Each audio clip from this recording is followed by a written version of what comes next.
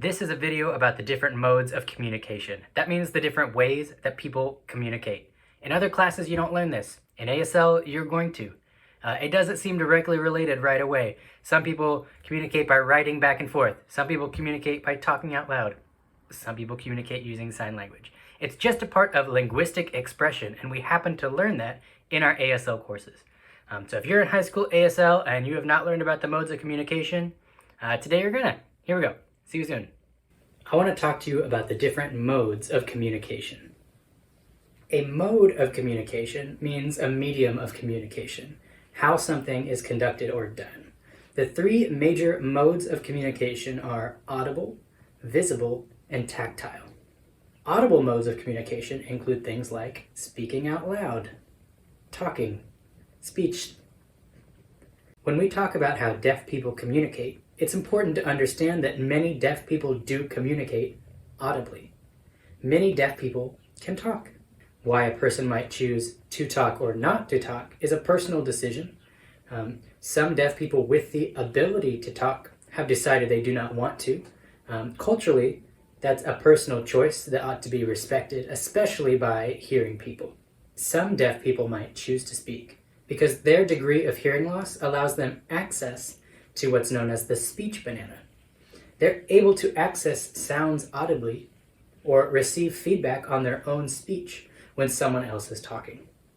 Some deaf people experience speech therapy, where they are taught how to form movements in their mouth to create the appropriate speech sounds, or even to read those speech shapes on other people's mouths.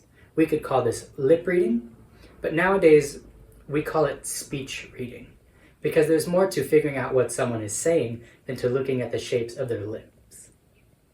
Very little of spoken English is visible on the lips. You can use someone's expression, someone's body language, other movements of their face to determine what they're saying. That's the shift in the terminology from lip reading to speech reading. Some deaf students indicate displeasure in being pulled for speech therapy during school hours. Speech is an audible mode of communication. Another mode is visual communication. An obvious form of visual communication would be written words. Remember that when we talk about modes of communication, we're not talking about different languages. We're talking about the medium that is giving the information. Are you receiving information with your ears audibly or with your eyes visually? So any language written down, visual communication. Another form of visual communication would be a signed language.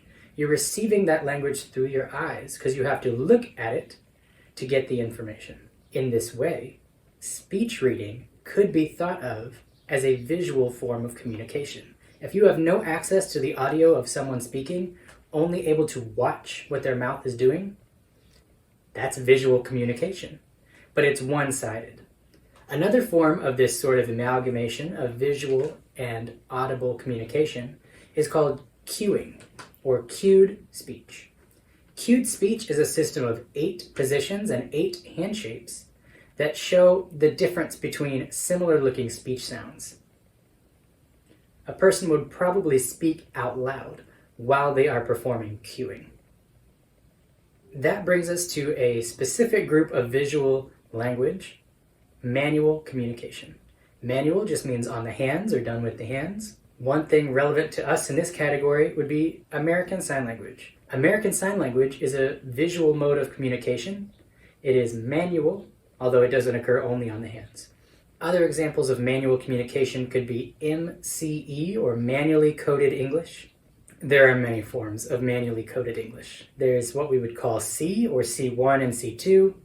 There's English Sign Language.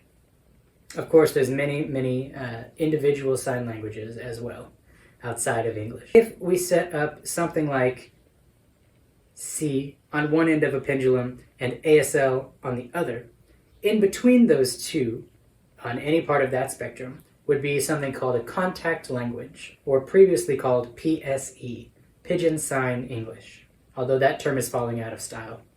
An important word you need to know is syntax.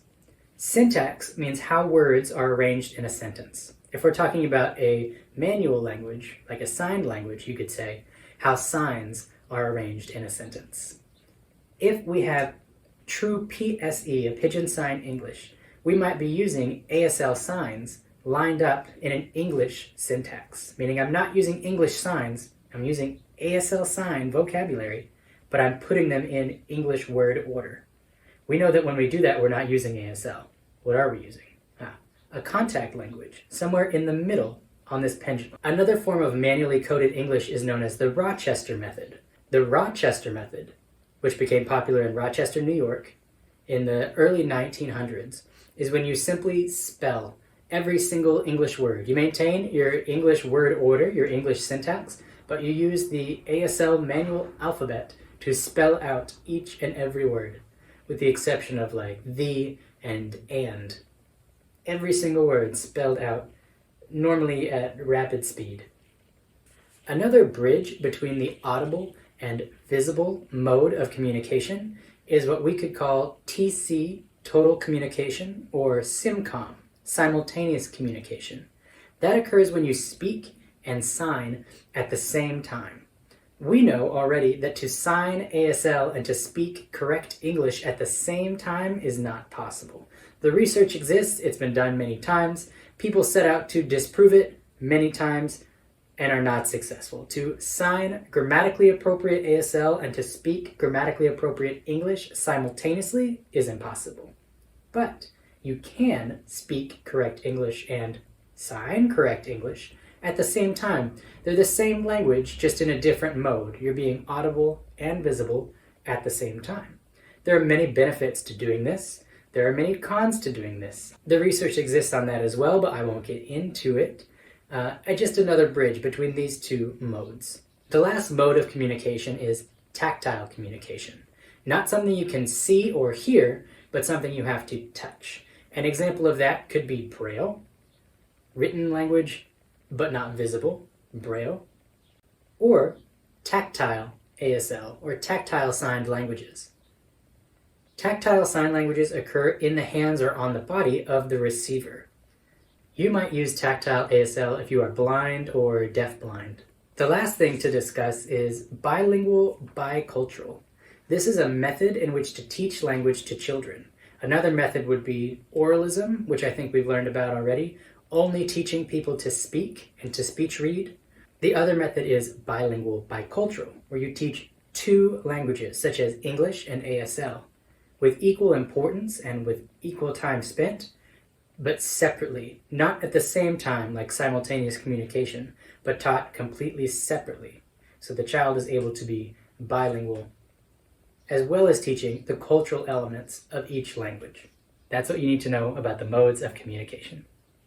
Hopefully that made sense. I tried to break it into 3 really big, broad categories for you. If you want to have a deeper conversation about this and why this matters, why you need to know that there's more than one option, check out the yes and for this video, and we get into a really good discussion. If you have questions you want me to clarify, put it in the comments. I will make it more clear. I'll do whatever I can do for you. Hey, you're smart. Let's get smarter.